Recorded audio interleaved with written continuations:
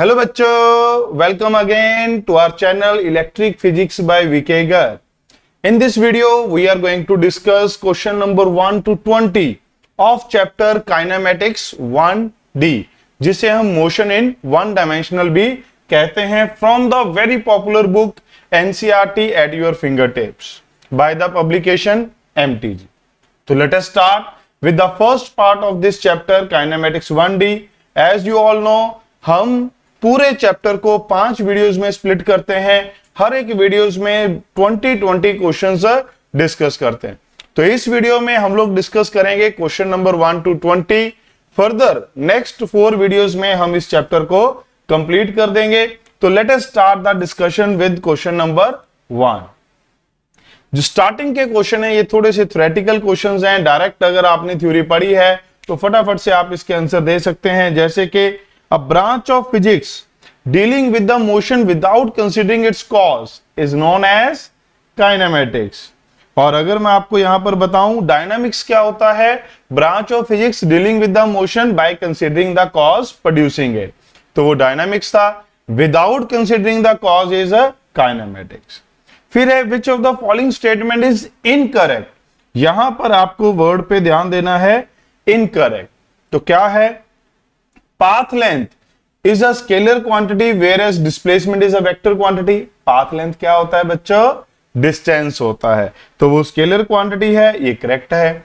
magnitude of displacement is always equal to path length traversed by an object over a given time interval। No बच्चों, जैसे कि आपको पता है distance is always greater than equal to magnitude of displacement।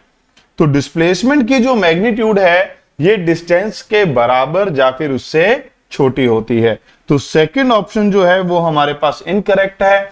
बाकी options भी फटाफट देख लेते हैं। Displacement depends only on the end points whereas path length depend on the actual path followed. ये भी करेक्ट स्टेटमेंट है बच्चों। Displacement final position and initial position दोनों के बीच में जो लाइन ज्वाइनिंग होती है उसी की लेंथ को हम डिस्प्लेसमेंट बोलते हैं। पाथ लेंथ फोर्थ पॉइंट है, path length is always positive whereas displacement can be positive, negative and zero. ये जो डिफरेंसेस हैं डिस्टेंस एंड डिस्प्लेसमेंट के, आप सबने पढ़े होंगे, लिखे होंगे, आपकी नोट्स में है, तो सब जानते हैं कि ये भी हमारे पास ट्रू ऑप्शन है बच्चों। तो इनकरेक्ट ऑप्शन हमारे पास है बी, और वही इस क्वेश्चन का आंसर होना चाहिए। नेक्स्ट है बच्चों the numerical ratio of distance to displacement. देखिए यही वाली बात फिर से पूछ ली, इनकी न्यूमेरिकल रेशियो क्या होगी, distance to magnitude of displacement. By default we need to consider magnitude, it is always greater than और इक्वल टू 1। तो हमारे पास क्या आ जाएगा बच्चों, इक्वल टू और मोर देन 1। ओके, तो ये थे first 3 questions. Let's move to question number 4। क्या कहता है, which of the following statement is incorrect. कौन सी स्टेटमेंट इनकरेक्ट है, यहां पर फिर से ध्यान देना है बेटा। फाइनल एग्जाम में नीट हो या जेई हो, बच्चे वहां पर इस छोटी छोटी गलतियों से ही अपने नंबर कटवा देते हैं। कभी करेक्ट पूछा होता है तो इनकरेक्ट, इनकरेक्ट पूछा होता है तो करेक्ट, इसमें बच्चे कंफ्यूज होते हैं। तो आपको थोड़ा सा ध्यान से जब आप स्टेटमेंट पढ़े, करेक्ट पूछा है या इनकरेक्ट, उसके ऊपर आप एक ऐसी लाइन मार्क कर लें बेटा। Okay, let us move to the question. Incorrect statement हमें फाइंड करनी है। तो पहले है displacement is independent of choice of origin of the axis. अगर हम मैग्नीट्यूड ऑफ डिस्प्लेसमेंट की बात करें तो definitely it is independent of choice of origin और एक्सिस। ओके बच्चों, बट यहां पर हम इसको फिर भी एज अ डाउट की तरह रख लेते हैं कि हो सकता है ये अगर डायरेक्शन की बात करेगा तो डेफिनेटली ओरिजिन के रिस्पेक्ट में डायरेक्शन वेक्टर बदल सकता है। तो displacement may or may not be equal to the distance travelled. Displacement may or may not be equal to the distance travelled, ये करेक्ट हो गया है। When a particle return to starting point its displacement it is not zero, ये गलत है, ये तो confirm गलत है। Displacement does not tell the nature of actual motion of the particle between the points, ये भी सही है। डिस्टेंस हमें आइडिया देता है पाथ का, बट डिस्प्लेसमेंट नहीं देता। अब अगर हम फर्स्ट पार्ट की बात करें बेटा, यहां पर अक्सर बच्चे थोड़ा सा कंफ्यूज होते हैं, इसलिए मैंने क्वेश्चन मार्क वहां पर ड्रॉ किया था। Displacement is independent of choice of origin. इस पॉइंट को मैं थोड़ा सा आपको एक्सप्लेन करना चाहूंगा। यहां पर हमने क्वेश्चन मार्क इसलिए लगाया था क्योंकि बहुत सारे बच्चे इसमें डाउट पूछते हैं जब वो डिस्कशन के लिए आते हैं। अगर हमारे पास ये कोई ओरिजिन एक्सेस है, ऐसा ही मैंने एक और एक्सेस यहां पर ड्रॉ कर लिया बच्चों, मैं इसको कलर चेंज कर देता हूं, है ना, कुछ इस तरीके से। अब मान लो हमारे पास ये कोई एक पॉइंट था, कोई एक ये वाला पॉइंट था, इसके कोऑर्डिनेट्स मान लेते हैं 1,1,1,1। इसके कोऑर्डिनेट्स मान लो 3,3,3। आप समझ रहे हैं मैं क्या कह रहा हूं? कुछ इस तरीके से, ध्यान से देखिए बच्चों, कुछ ऐसे। और ये जो कोऑर्डिनेट्स हैं इसको हमने 2,2,2 मान लिया, बस मान लिया। तो मैं अगर इसको ओरिजिन मान के डिस्प्लेसमेंट लिख रहा हूं, ध्यान से देखना बच्चों, इसको ओरिजिन मान के डिस्प्लेसमेंट लिख रहा हूं, तो डिस्प्लेसमेंट क्या होगा? 3 - 1 i cap, 3 - 1 j cap, 3 - 1 k cap. Yes और नो बच्चों? तो ये क्या आएगा? 2i, 2j और 2k। ये बात समझ में क्लियर है? बिल्कुल कोई दिक्कत नहीं। अब अगर मैं अपना जो ओरिजिन है वो यहां पर शिफ्ट कर दूं, सॉरी, इसको ओरिजिन ना मान के मैं इसको ओरिजिन मान लूं, अब ये वाले कोऑर्डिनेट्स क्या हो जाएंगे? अगर मैं इसको 0,0,0 में ट्रांसफर करूंगा तो ये हो जाएगा 1,1,1। ये हो जाएगा -1,-1,-1। बात समझ रहे हैं बच्चों? ये हमारे पास इस तरीके से चेंज हो गए। न्यू डिस्प्लेसमेंट क्या होगा? 1 - -1 बेटा i कैप, 1 - -1 j कैप। ऐसे ही आप k के लिए लिख सकते हैं, क्या होगा? 2i + 2j + 2k। क्या ये डिस्प्लेसमेंट मैग्नीट्यूड एंड डायरेक्शन में सेम आया? क्या ओरिजिन के शिफ्ट होने से कोई फर्क पड़ा? नहीं। जो ओरिजिन के शिफ्ट होने से फर्क पड़ता है बच्चों, वो होता है पोजीशन वेक्टर। पोजीशन वेक्टर की डायरेक्शन या फिर उसका जो लेंथ है वो बदल सकता है जब हम ओरिजिन शिफ्ट करते हैं। जैसे पहले इसका पोजीशन वेक्टर था 1,1,1, i + j + k। बाद में इसका पोजीशन वेक्टर हो गया -i - j - k। बात समझ रहे हैं? बट डिस्प्लेसमेंट वेक्टर दो पोजीशन के बीच में है, ये पोजीशन ओरिजिन के चेंज होने से इनके ऊपर कोई इफेक्ट नहीं पड़ता। इसीलिए हमने फर्स्ट पॉइंट को एक बार क्वेश्चन मार्क डाला और छोड़ दिया कि पहले हम क्वेश्चन को निपटा लेते हैं, फिर इस पॉइंट को थोड़ा डिटेल में समझते हैं। आई होप आपको ये समझ में आया हो कि फर्स्ट पॉइंट का क्या कंसेप्ट रहता है। काफी बार बच्चे इसको डाउट के रूप में पूछने आते हैं, इसलिए मैंने इसको थोड़ा सा ज्यादा एग्जांपल लेकर एक्सप्लेन करने की कोशिश की है। Let's move to the question number 5। If a man goes 10 metre toward north, 20 metre toward east, then his displacement. Very simple question. 10 metre toward north, 20 metre toward east, यही तो है बच्चों। तो डिस्प्लेसमेंट कितना हो जाएगा? शॉर्टेस्ट डिस्टेंस बेटा कितना हो जाएगा हमारे पास? इसकी मैग्नीट्यूड √10 का स्क्वायर प्लस 20 का स्क्वायर, क्या हो जाएगा? 10√5, जिसे आप 22.5 लिख सकते हैं। तो आंसर क्या आ जाएगा बच्चों? A option. एक तो ये है, ये तो हमें डायरेक्टली दिख गया बच्चों क्योंकि 2 डायमेंशनल में था। अगर 3 डायमेंशनल में हो तो क्या करते हैं? नॉर्थ को लिखते हैं j कैप, ईस्ट को लिखते हैं i कैप। एक जनरल साइन कन्वेंशन, आप दोनों में से किसी को भी i j लिख सकते हैं। ये आ गया बेटा। बस अगर मान लो वर्टिकली अप डाउन होता तो यहां पर आपके पास एक k कैप की टर्म ऐड हो जाती। बात समझ रहे हैं बच्चों?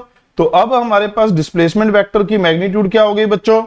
ये सबको पता है, i के कोफिशिएंट का स्क्वायर, j के कोफिशिएंट का स्क्वायर। तो ultimately it is going to be 10√5 बच्चों। Getting my point? तो इस तरीके से आप सॉल्व कर सकते हैं। अगर k का वर्टिकली अप या वर्टिकली डाउनवर्ड का भी कंपोनेंट होता तो आप उसका भी यहां पर फैक्टर ऐड कर सकते थे। ओके बच्चों, moving toward the next question, question number 6। ये भी एक जनरल प्रॉब्लम है। ज्यादा अगर हम देखें कि प्योर मैथमेटिकल तो इसका आंसर नहीं बन पाता, बट अगर आप इसे थोड़ा सा एनालिटिकली सोचें, एनालिटिकली कैसे सोचना है, कहता है a drunkard is walking along the straight road, he takes 5 step forward, 3 step backward and so on, each step is 1 metre long and takes 1 second. जब मैं प्रॉब्लम ये कराता हूं, अक्सर क्लास में बच्चों की एक्टिंग याद आ जाती है। अक्सर इस प्रॉब्लम पे बच्चे वहां पर आते हैं स्टेज पे आगे और एक एक्टिंग सी करके दिखाते हैं, इसकी मजा आ जाता है, एक समय बन जाता है क्लास में, अलग ही माहौल बनता है ना। आप सोच सकते हैं कैसी एक्टिंग होती होगी, 5 स्टेप आगे 3 स्टेप पीछे, है ना, मजा सा आ जाता है। तो there is a pit on the road 11 metre away, 11 metre दूर खड्डा था, 11 मीटर दूर खड्डा था बेटा। अब अगर आप ध्यान से देखें, पहली चीज आपको यह समझनी है कि जब वो बंदा खड्डे में गिरेगा तो वो लास्ट वाले 5 स्टेप में वापस नहीं आ पाएगा। लास्ट वाले 5 स्टेप में वो वापस नहीं आएगा। जब वो लास्ट 5 स्टेप लेगा तो खड्डे में जाएगा, वापस नहीं आ पाए। समझ रहे हैं? तो आपको जो कैलकुलेशन करनी थी वो कितने मीटर की करनी थी बेटा? 6 मीटर की करनी थी। 6 मीटर के लिए अगर आप देखें 3 मीटर आगे, सॉरी 5 मीटर, 5 स्टेप आगे, 5 स्टेप वो आगे की तरफ लेगा, 1 2 3 4 5, 3 पीछे की तरफ, 5 आगे 3 पीछे की तरफ। टाइम कितना हो गया? 5 सेकेंड, 3 सेकेंड। तो इफेक्टिवली 2 स्टेप जाने में उसको कितना टाइम लगा? 2 मीटर टेक्स 8 सेकेंड। तो 6 मीटर जाने में कितना टाइम लगेगा? पहले के 6 मीटर जाने में 24 सेकंड यहां पर लग जाएंगे, और अगले 5 के बाद तो आएगा ही नहीं वापस। तो अगले 5 के बाद तो वापस आएगा नहीं। तो नेक्स्ट 5 स्टेप के लिए कितना लगेगा? नेक्स्ट 5 स्टेप के लिए बच्चों 5 सेकंड। तो टोटल टाइम हमारे पास कितना हो जाएगा? तो नेक्स्ट 5 स्टेप के लिए टोटल टाइम कितना हो गया बच्चों? 29 सेकेंड। क्लियर है? समझ में आई बेटा बात सबको? Okay, moving toward the next question. The 3 initial and final position of a man on the x axis are given, which pair gives negative displacement? Negative means direction उसकी नेगेटिव हो। तो क्या होगा? पहले में अगर हम देखें तो 7 - 3, 7 -3 क्या दे रहा है? 10 पॉजिटिव। दूसरे में अगर आप देखें तो क्या होगा बच्चों? दूसरे में -3 -7, ये कितना आ गया है? -10 आ गया है। तीसरे में अगर आप देखें बेटा, थर्ड में 3 - -7 +10 आ गया। तो कौन सा नेगेटिव है बच्चों? सेकंड है। Very easy question, simple. आपको क्या दिया हुआ था? Initial and final position, displacement होता है फाइनल माइनस इनिशियल, मार्क कर दीजिए, फटाफट से सॉल्व कर लेंगे। 7th के बाद है क्वेश्चन नंबर 8। यहां पर भी बच्चों फिर से अगर आप ध्यान से देखें तो क्या पूछा गया है? इनकरेक्ट स्टेटमेंट क्या होगी? Average velocity is the path length divided by the time interval. लो भाई, पहली ही इनकरेक्ट मिल गई, ये गलत है। अगर आप ध्यान से देखें तो इसको मार्क करके आगे नहीं निकल जाना। इसने ऑप्शन में दिया है कि इनमें से कौन कौन सी गलत है। In general speed is greater than the magnitude of velocity. In general तो हम यही कहते हैं, एवरेज स्पीड जो होती है वो वेलोसिटी से बड़ी, मैग्नीट्यूड ऑफ वेलोसिटी से बड़ी या फिर बराबर होगी। Instantaneous speed magnitude of velocity के बराबर होती है। तो ये दोनों में हम लोग काउंट कर सकते हैं। बट इन जनरल मैथ जो हम फिजिक्स में बात करते हैं तो उसमें हम क्या कंसिडर करते हैं? Speed is greater than magnitude of velocity, क्योंकि इन जनरल हम बात कर रहे होते हैं एवरेज वेलोसिटी की। Particle moving in a given direction with non zero velocity can have zero speed. Given direction में नॉन जीरो वेलोसिटी, तो स्पीड कैसे जीरो हो सकती है? क्योंकि हर एक इंस्टेंट पे उसकी मैग्नीट्यूड क्या देगी? स्पीड देगी। तो ये भी गलत है। Magnitude of average velocity is the average speed, ये भी गलत है। अब बच्चों देखिए, फर्स्ट, थर्ड, फोर्थ ये गलत है, बट चारों भी हो सकती है। अगर कोई बच्चा ये कहता है कि सर मैं इसको भी गलत मानूंगा इन जनरल जब मैं स्पीड की बात कर रहा हूं तो मैं इंस्टेंटेनियस स्पीड की बात कर रहा हूं और वो बराबर होती है। बात समझ रहे हैं? तो भाई उसको भी हमें एक पॉइंट देना पड़ेगा क्योंकि क्वेश्चन में कोई इतनी ज्यादा क्लैरिटी है नहीं।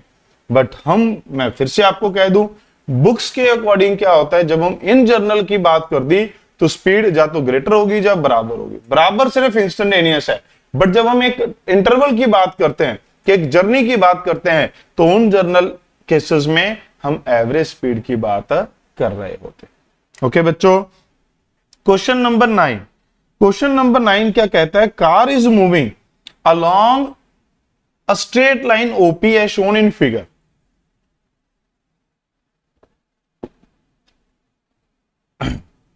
मेरा गला थोड़ा सा खराब है, इसी वजह से लास्ट कुछ दिनों से हम वीडियोस भी अपलोड नहीं कर पाए थे।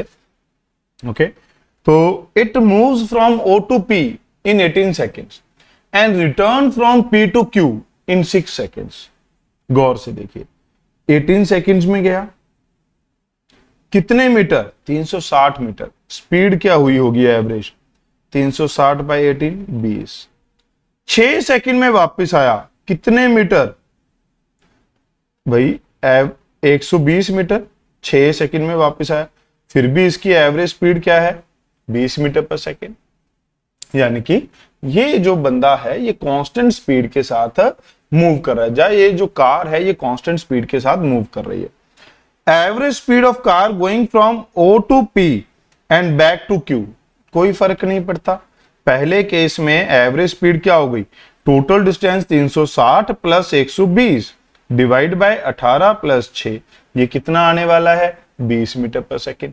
क्योंकि भाई दोनों केस में स्पीड क्या है? सेम, तो एवरेज भी क्या आएगी? Same. Average velocity of car in going from O to P and then back to Q, इस केस में क्या हो जाएगा? वेलोसिटी के केस में अब हमारे पास बच्चों डिस्प्लेसमेंट कितना बचा है? ये है डिस्प्लेसमेंट, कितना है बच्चों? 240। टाइम कितना है? 24 सेकेंड, 10 मीटर पर सेकेंड। तो ये भी करेक्ट हो गया, ये भी करेक्ट हो गया। हमें क्या फाइंड करना था? Not correct. Again not correct हमें यहां पर फाइंड करना था बच्चों। तो इस केस में क्या होगा? Average speed of car is going from O to P come back to O. अब अगर आप देखें तो इंफॉर्मेशन ही नहीं दी इतनी, वो क्यों ओ तक तो वापिस ही नहीं लेकर आया, वो हमें कोई इंफॉर्मेशन नहीं दी कि क्यू टू ओ कैसे जाएगा। बट अगर हम इसके नेचर को देखें तो 20 से ऐसे गया, 20 से ऐसे आया, तो हम ये कह सकते हैं भाई 20 से ही वो जा रहा होगा। तो मैं इसको एक बार कंसीडर कर सकता हूं, बट साथ में क्या लगा लूंगा? क्वेश्चन मार्क, क्योंकि हो सकता है डाटा इनसफिशिएंट हो। Average velocity of car in going from O to P and back to O, ये क्या होती है? वापिस उसी पॉइंट पे आ गया, तो एवरेज वेलोसिटी बच्चों 0। तो ये वाला तो पक्का ही इनकरेक्ट है। तो जो सबसे बढ़िया ऑप्शन आपको लगे सिंगल करेक्ट में, वो हम मार्क कर देंगे। भाई सी में हम थोड़े से डाउटफुल थे क्योंकि हमें Q2O की इंफॉर्मेशन नहीं दी थी, बट हमने फिर भी माना कि भाई जिस तरीके का इसका मोशन है तो आगे वाला भी उसने कांस्टेंट ही मान लिया। ओके बच्चों, okay, moving to the next question 10th। ये कुछ क्वेश्चंस हैं which are based on area. I hope आपने एरियाज अच्छे से पढ़े होंगे, तो आपको ये सिंपल सी क्वेश्चन पता ही होंगी। वेलोसिटी टाइम ग्राफ का एरिया हमें क्या देता है? Area of velocity time graph, ये हमें क्या देता है? ये हमें डिस्टेंस भी देता है और डिस्प्लेसमेंट भी देता है। ठीक बात। तो यहां पर कौन सी ऑप्शन है? Displacement. Area of acceleration time graph क्या देता है? फटाफट से बता दीजिए, area of acceleration time graph क्या देता है बच्चों? कमेंट बॉक्स में जरूर लिखिएगा। अगर आपको कोई डाउट हो तो आप हमारे टेलीग्राम चैनल को ज्वाइन करिए, जिसका लिंक डिस्क्रिप्शन में दिया गया है। वहां पर आप मुझे पर्सनल या डायरेक्ट मैसेज भी सेंड कर सकते हैं।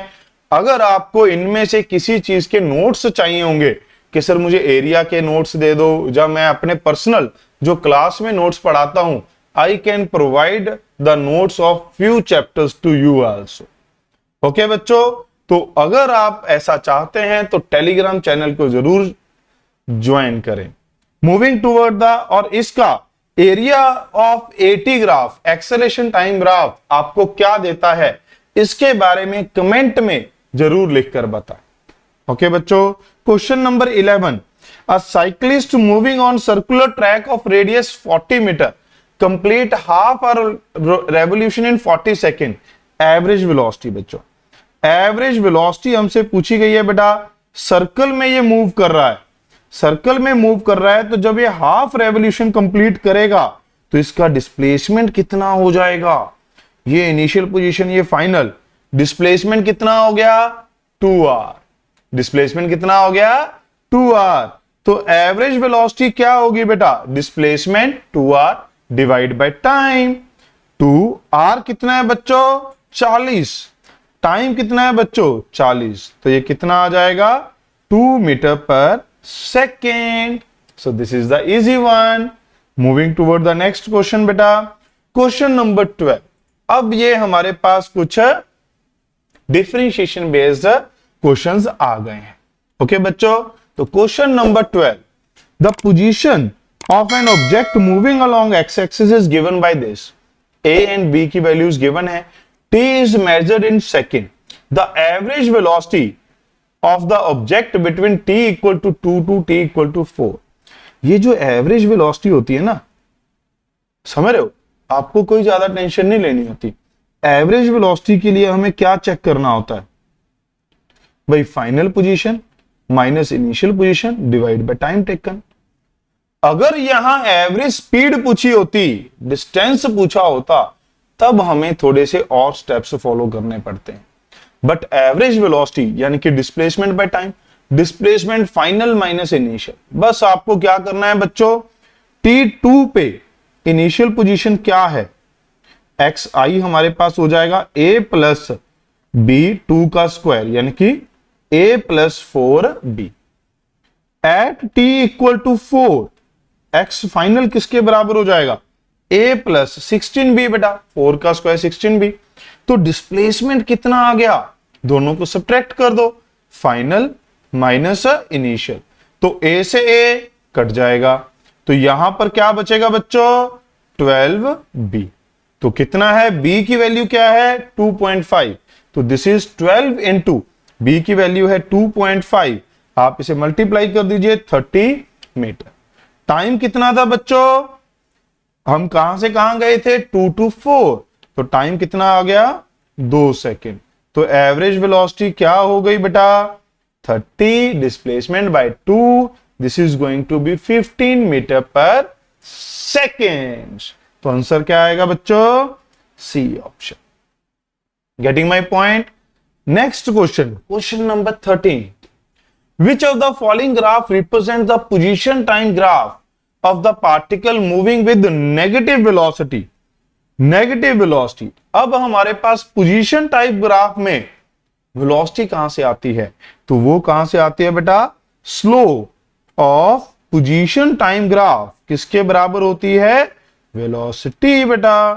तो यहां पर अगर आप देखें तो किस ग्राफ में स्लोप नेगेटिव है, बी में।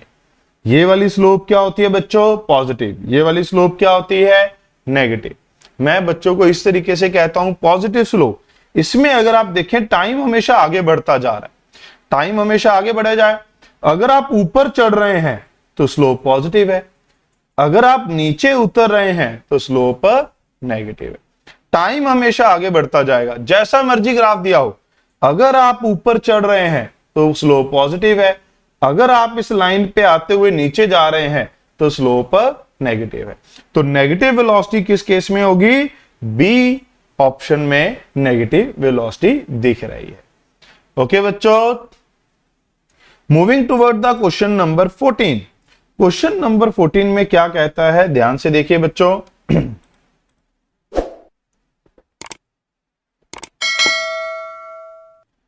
A body moving along straight line travel 1/3 of total distance, गौर से देखिए बेटा, travel 1/3 of total distance बच्चों, मान लो टोटल डिस्टेंस है d, ये 1/3 रह गया, with speed 3 metre per second. The remaining distance is covered with speed 4 metre per second and 5 metre per second for the other half of the time, for other half of the time. अगर आप ध्यान से देखें तो इन दोनों में क्या same है बच्चों, ये A, ये B, ये C, ये D। Time from B to C is equal to C to D। अब आपको पता है अगर कोई बॉडी दो डिफरेंट वेलोसिटी V1 V2 से सेम टाइम के लिए मूव करती हैं तो एवरेज वेलोसिटी क्या हो जाएगी B टू D में, एवरेज वेलोसिटी हो जाएगी दोनों वेलोसिटीज का sum divide by 2, it means 9/2 metre per second. Getting my point बच्चों, 9/2 मीटर पर सेकेंड, ये B टू D आ गई। अब अगर आप देखें तो एवरेज वेलोसिटी की फिजिकल सिग्निफिकेंस क्या होती है, एवरेज वेलोसिटी का मतलब होता है कि हम उस इंटरवल में जितनी भी वेरिएबल वेलोसिटीज हैं उन सबको हटा के एक वेलोसिटी लिख सकते हैं which is called average velocity which covers same distance in same time. तो यहां पर अगर आप देखें तो अब हमारे पास क्या बन गया है, A to B d/3, d/3 बच्चों, स्पीड कितनी है 3 metre per second. B to D ये बन गया 2d/3 बच्चों, स्पीड कितनी है 9/2 मीटर पर सेकेंड। यही है, अब इसे सॉल्व करना है। अब आप इसे सॉल्व कर सकते हैं, देखिए दो तरीके से। पहला तो वही जो एवरेज वेलोसिटी का फॉर्मूला होता है, टोटल डिस्टेंस कितना है d divide by time taken. Time taken कितना है, distance d/3 divide by speed, distance d/3 divide by speed. बच्चों आप इसे लिखेंगे तो क्या बचेगा 1/9 प्लस 4/27। फिर इसमें आप 27 एलसीएम लेंगे तो यहां पर 27 एलसीएम लेंगे तो यहां पर क्या बचेगा बच्चों 3 और यहां क्या बचेगा 4। तो आंसर आएगा 27/7 which is 3.85 metre per second. एक तो ये तरीका है जो आप सब लोग जानते हैं। दूसरा एक शॉर्ट ट्रिक हम जो कहते हैं स्पेशली इन टाइप के क्वेश्चन के लिए, क्या है, डिनोमिनेटर को आप ऊपर लिखें, दोनों का डिनोमिनेटर हमेशा सेम मिलेगा, ये ऊपर है। दोनों वेलोसिटीज को आप ऊपर मल्टीप्लाई कर दें, v1 v2 v1 v2, okay. फिर जो हमारे पास न्यूमिनेटर है इसको क्रॉस मल्टीप्लाई कर दें, 2 को 3 के साथ किया 6 प्लस इसका कितना था 1, इसको इसके साथ मल्टीप्लाई कर दें तो कितना हो जाएगा बच्चों, ये 1 × 9/2। तो क्या बन गया, देखिए जरा ऊपर बन गया है हमारे पास 9 × 9/2, नीचे बन गया है, ये बन गया 21/2, ये कट गया बच्चों। तो ये हमारे पास कितना हो गया, देखिए 27/3। Same answer 27/3 you can obtain. यहां पर 3 से कट जाएगा तो ये हमारे पास, सॉरी हाँ बिल्कुल सही लिखा है। तो इस तरीके से ये हमारे पास शॉर्ट ट्रिक होती है जिसमें हम क्या कर सकते हैं, डिनोमिनेटर को ऊपर लिखें, दोनों वेलोसिटीज को v1 v2 मल्टीप्लाई कर दिया, डिवाइड बाय न्यूमिनेटर का क्रॉस मल्टीप्लाई आपको करके ऐड करना था, खत्म बेटा। ये हमारे पास इसकी शॉर्ट ट्रिक कहलाती है। ओके बच्चों, moving toward the next question. इसको मैं थोड़ा सा यहां पर छोटा कर देता हूं, स्पेस बना लेते हैं यहां पर हम। Okay great. अब अगर हम देखें क्वेश्चन नंबर 15, क्वेश्चन नंबर 15 हमें क्या कहता है बेटा, ध्यान से देखिए। A boy walks on a straight road from his home to market 2.5 kilometre with speed 5 kilometre per hour. Finding the market closed, he instantly returns and walks back with the speed this. What is the average speed and average velocity of the boy between 0 to 50 minutes? अब ये जो आपको 0 to 50 minute दिया है बेटा, इस question में तो थोड़ी आसान कैलकुलेशन बनेगी, बट कोई जरूरी नहीं है कि वो वापस रिटर्न अपने फाइनल पॉइंट इनिशियल पॉइंट पे आ जाए। तो आपको यहां पर चेक करना होता है। कैसे चेक करेंगे, ध्यान से देखिए बेटा, कितनी स्पीड से गया वो, 1 मिनट, कितनी स्पीड से गया बच्चों, 5 किलोमीटर पर आवर। डिस्टेंस कितना था 2.5 किलोमीटर। तो कितना टाइम लगा होगा बेटा, 5 किलोमीटर की स्पीड से गया, 2.5 किलोमीटर जाने में, 5 किलोमीटर जाने में 1 घंटा, 2.5 किलोमीटर जाने में आधा घंटा, 30 मिनट तो उसको यहीं पे लग गए बेटा। फिर वो वापस आया कितने मिनट, 7.5 किलोमीटर पर आवर की स्पीड से। अब कितना टाइम लगेगा, टाइम लगेगा distance divide by speed, 1/3 hour. 1/3 hour कितने होते हैं 20 मिनट। इसका मतलब वो 50 मिनट पे कहां पहुंच गया है बच्चों, फाइनली अपने इनिशियल पोजीशन पे पहुंच चुका है। तो पहली चीज तो आपको यही फाइंड करनी थी कि वो 50 मिनट पे कहां पहुंचा होगा। अब आपके पास चीजें बड़ी आसान है बच्चों, आप क्या कर सकते हैं, यहां पर एवरेज स्पीड क्या होगी, डिस्टेंस कितना है 2.5 गया 2.5 आया, डिवाइड बाय टाइम कितना है 50 मिनट, जिसे आप क्या कह सकते हैं 1/2 आवर और 1/3 आवर, 1/2 प्लस 1/3 आवर। तो ये क्या हो गया 5, नीचे हो गया 6 और यहां बच गया 5, तो ये कितना बच गया बेटा 6 किलोमीटर पर आवर। आप सोच रहे होंगे सर एक और फॉर्मूला भी था इसको करने का। दूसरा फॉर्मूला क्या था, 2v1v2 divide by v1 plus v2, 2 into 5 into 7.5 divide by 5 plus 7.5। अगर आप इसे सॉल्व करते हैं तो ये भी हमारे पास कितना आ रहा है बच्चों 6 किलोमीटर पर आवर। बट ये क्या है स्पीड, वेलोसिटी क्या होगी, एवरेज वेलोसिटी क्या होगी बेटा 0। क्यों, क्योंकि डिस्प्लेसमेंट इज इक्वल टू 0, वो अपने इनिशियल पोजीशन पे वापस आ चुका है। तो पहले क्या पूछी है स्पीड, बाद में वेलोसिटी, तो बाद वाला 0 होना चाहिए और पहले वाला 6 होना चाहिए। इस बात का ध्यान रखना है। सी ऑप्शन में क्या है 0 और 6 बेटा, तो कहीं धोखा ना खा जाएं, सॉल्व भी किया और हाथ भी नहीं लगा। तो आपको ये चीजों का खास ध्यान पेपर में भी रखना होता है। Moving toward question number 16, speedometer of car measures. Speedometer क्या बताता है, कार में देखा अरे इसी इंस्टेंट की स्पीड बताता है, तो क्या हो जाएगा instantaneous speed. Speedometer of car measures किसमें होती है स्पीड, किलोमीटर पर आवर में होती है। सबको पता है बाइक स्कूटर सब चलाते हैं आप, सभी में ये किलोमीटर पर आवर में ही होती है। Particle moves with uniform velocity, which of the following statement about the motion is true. इसमें करेक्ट बतानी है। Speed is 0, no, uniform velocity के साथ मूव कर रहा है तो speed is non 0। Acceleration is 0, yes, अगर वेलोसिटी यूनिफॉर्म है तो एक्सेलरेशन क्या होगा बच्चों 0। Acceleration is opposite to the velocity, no. Speed में भी variable, no. When velocity is constant speed is also constant, but when speed is constant velocity may or may not be constant। तो ये भी आपने note जरूर लिखा होगा अपने नोट्स में, नहीं लिखा है तो अभी लिख सकते हैं। velocity is constant, speed is also constant, but if speed is constant velocity may or may not be constant। Okay बच्चों, क्वेश्चन नंबर 19, इंस्टेंटेनियस वेलोसिटी पूछी गई है। This question is based on differentiation. Position आपको दी गई है, पहले भी ऐसा फंक्शन दिया गया था, यही वैल्यूज दी गई थी, उसमें पूछी थी एवरेज वेलोसिटी, यहां पूछी है इंस्टेंटेनियस वेलोसिटी।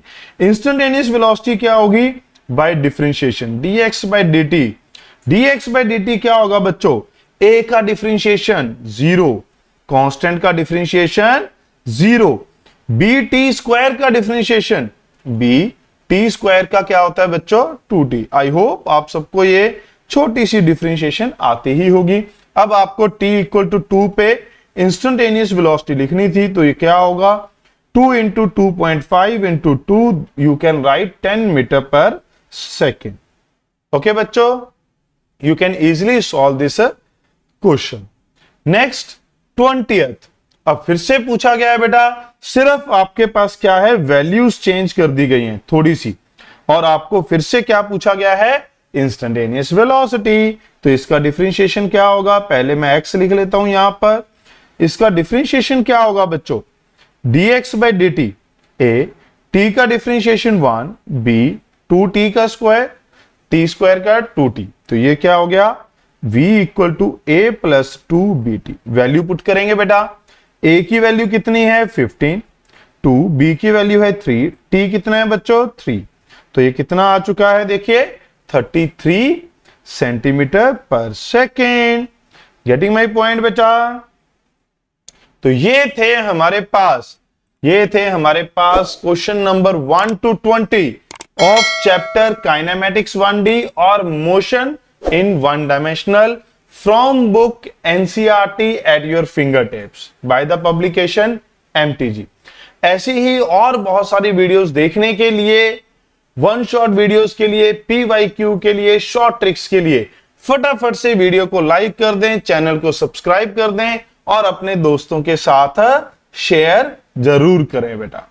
तो आज के लिए इतना ही है, जल्द मिलेंगे नेक्स्ट वीडियो में जिसमें हम देखेंगे question number 21 to 40। Thank you so much. Remember to like, share and subscribe. Keep studying, keep smiling. Thank you बच्चों।